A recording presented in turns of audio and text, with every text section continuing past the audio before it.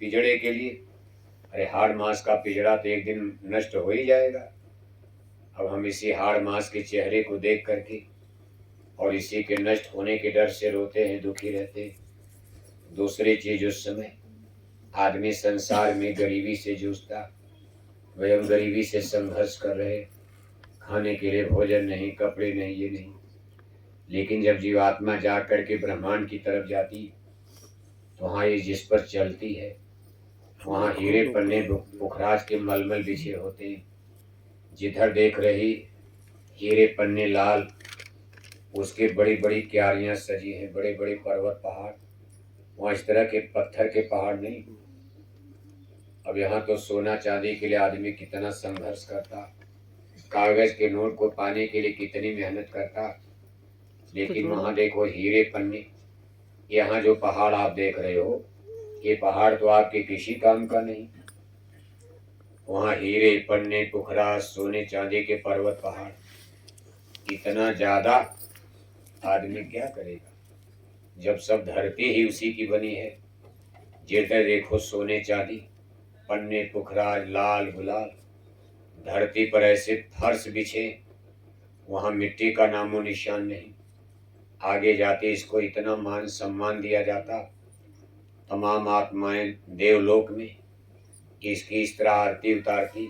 कोई भी आत्मा, यहाँ देखो गरीब से गरीब, जैसे रविदास जी का नाम आप सुनते हो।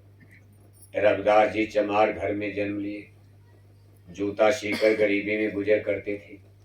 लेकिन रविदास जी ने अपनी किताबों में लिखा है कि जब गुरु की दया से मेरी आत्मा जाग गई और इस पिंड पिजड़े को त्याग कर मैंने ब्रह्मांड की यात्रा किया, मेरा वहाँ उस तरह से स्वागत हुआ जैसे यहाँ प्रधानमंत्री मिनिस्टर का होता। यानी वहाँ अमीर गरीब नहीं देखा जाता। कोई भी आत्मा किसी भी जाति में, किसी भी वंश में, घर में जन्म लेकर जिसने भी अपनी आत्मा को जगाकर और रूह को जिंदा करके ब्रह्मांड की यात्रा प्रारंभ करते, एक ही रास्ता ही उधर जाने का है। अमीर आत्मा, गरीब आत्मा, छोटा बड़ा, ऊंचा नीचा, छोट अछूत, हिंदू मुसलमान, कोई भी जब आत्मा को जगा लेता है तो वहाँ शरीर के डिस्ट्रीब्यूशन, ये सारे भेद विभेद समाप्त हो जाते हैं। क्योंकि आत्मा न हिंदू है न मुसलमान है, आत्मा ब्राह्मण नहीं, राजपूत नहीं, क्षत्रिय नहीं, कुशवाहा नहीं, पटेल नहीं, गुर्जर नहीं, जाट नहीं। आत्मा अमीर नहीं, गरीब नहीं, आत्मा तो परमात्मा की अंश बताई गई। सबका रूप रंग चेहरा भी समान हो जाता। यहाँ तो रूप रंग चेहरे में आप अलग अलग देखते हो, सबके हाड़ मांस के शरीर का रूप रंग चेहरा अलग अलग, लेकिन वहाँ सबके चेहरे रोशन होते, सबके चेहरे पर नूर बरसता, सबके चेहरे पर सूरज की तरह से रोशनी होती। जब ये आत्मा आगे बढ़ती है तो सबसे पहले अंडी लोक आता। इस मृत्यु लोक से निकलकर अंडी लोक जब ये पहुंचती, अंडी लोक जिसको आप स्वर्ग वैकुंठ कहते हो, वहाँ देवी देवता इसकी आरती करते। अब आप सोचो, जिस देवी देवता की आप यहाँ पूजा करते हो, अगर कहीं जीवात्मा को जगा लिया सूरत को, और ये सूरत उनके देश में जाती है, वहाँ देवी देवता इसके आरती के लिए फूल लेकर नहीं, देखने में तो फूल नजर आते, लेकिन अगर उनकी यहाँ कीमत लगाई जाए तो पूरे हिंदुस्तान का खजाना वहाँ के एक फूल के बराबर होगा। ये कितनी कीमती चीजें होती हैं और ये सब जीवात्मा को अर्पण किया जाता। तो संत रविदास जी लिख रहे हैं, मेरा भाग्य उदय हो गया। वहाँ जब मैं पहुँचा, कहते भाई जैसे सब वैसे रविदासा, कहा जैसे सबकी पूजा वैसे मेरी भी पूजा। मुझको भाई मान सम्मान, यहाँ तो मान सम्मान पाने के लिए आदमी संघर्ष करता। चलो भाई एमपी एमएलए नहीं, हमको गांव का प्रधान सरपंच ही बना दो। अब उसके लिए कितनी लड़ाई लड़नी पड़ती, जिंदगी बीत जाती, बेचारा प्रधान नहीं बन पाता। लेकिन उधर सब देखो, सबके लिए एक ही रास्ता, एक ही सड़क, और सबका एक किस्म का स्वागत। इस तरह से सारे द्वंद्व है। अब देखो मान सम्मान मिल गया, धन दौलत की कोई कमी नहीं, जितना चाहो बटोरो, बल्कि इतना ज्यादा है कि कोई बटोरने की इच्छा नहीं। जब चाहो आपके सामने हाजिर है।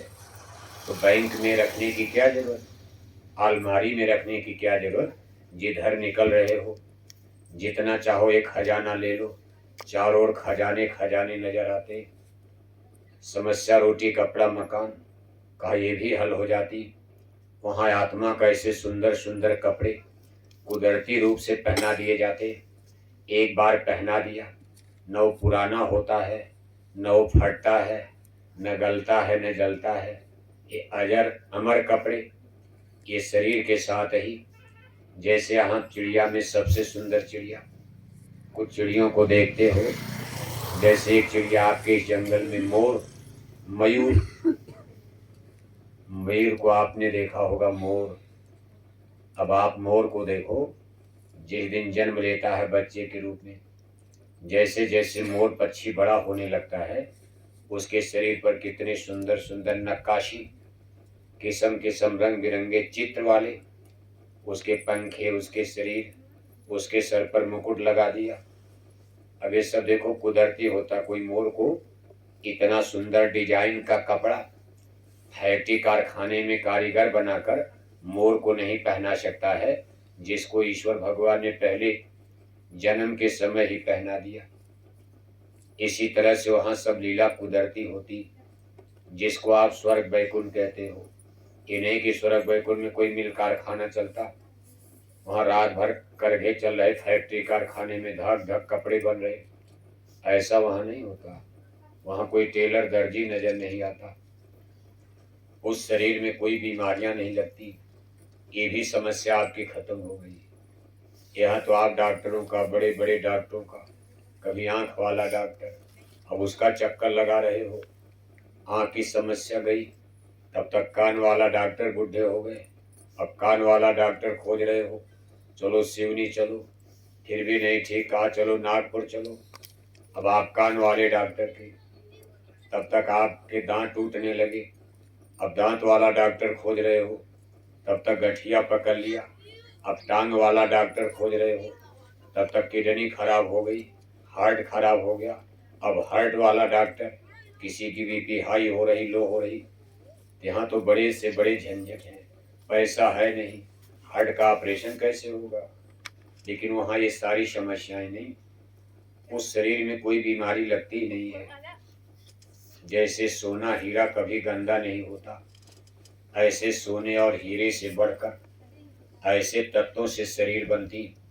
वहाँ हाड़ मांस की शरीर जो 5 तत्वों के मिक्सचर से बनी है। क्षेत्र जल पावक गगन समीरा, ये जल पृथ्वी अग्नि वायु आकाश, ये जो 5 तत्वों की शरीर है, ये शरीर तो आपको यहीं छोड़ देनी है। और जिस दिन शरीर आप छोड़ोगे, उस दिन आपका डॉक्टर से नाता खत्म। उस दिन आपको अस्पताल जाना है, अब न कोई टिकिया टैबलेट खाना है, न कोई इंजेक्शन लगाना है। और आग में शरीर जला दिया गया, शरीर के सारे वायरस, सारे बैक्टीरिया, सारे जन्म जीवाणु, सारे शरीर के कीड़े, सारी बीमारी आज आग में जल करके भस्म हो। लेकिन जब तक जिंदा हो तब तक बीमारी शरीर से जाती नहीं है। ये तभी जाएगी जिस दिन शरीर को आग में जला दिया जाएगा। पांचों तत्वों के भंडार में अलग अलग विलीन हो जाते। जल तत्व में मिल जाता, पृथ्वी तत्व में मिल जाता, अग्नि तत्व में मिल जाता, आकाश तत्व में, हवा तत्व में विलीन हो जाता। अब जीव देखो उधर चलता, जब उधर चलने के बाद उधर की गति क्या है। कभी वो शरीर 17 तत्वों की बनी है, जो शरीर उस समय जीव को दी जाती, जीवात्मा को 10 इंद्रियां, इसमें 5 ज्ञान इंद्रियां, 5 कर्म इंद्रियां, चतुषंतःकरण, मन बुद्धि चित्त अहंकार, और 3 गुण सतोगुण रजोगुण तमोगुण। ये 17 तत्वों की शरीर, यही उस समय जीवात्मा को प्रदान होती है। कहाँ पर, वो जगह कौन है, क्या बताया हमने, अंडी लोक, जिसको लिंग लोक, हिंदू ग्रंथों में इसको स्वर्ग वैकुंठ भी आप कहते हो। यानी लोक का मतलब देश होता। जैसे जब आप इंडिया या भारत की बात करते हो, तो भारत एक एरिया है, क्षेत्र है, देश है। भारत नाम का कोई शहर नहीं है। लेकिन जब आप इंदौर भोपाल की बात करते हो, दिल्ली की बात करते हो, तब यह एक किंगडम, राजधानी, शहर के नाम से एक स्थान, इस तरह से अंडी लोक, लिंग लोक, यह एक देश है, एरिया है, जो हमारे इस मृत्यु लोक से बहुत बड़ा। हमारी कितनी ये धरती, करोड़ों करोड़ों धरती, वहाँ की नदियाँ नहरों में समा जाएगी। वो कितना बड़ा देश है, लिंग लोक। यानी हमारे मृत्यु लोक से अंडी लोक, लिंग सृष्टि बहुत बड़ी। उसमें देखो अलग अलग स्थान, अलग अलग शहर बसे।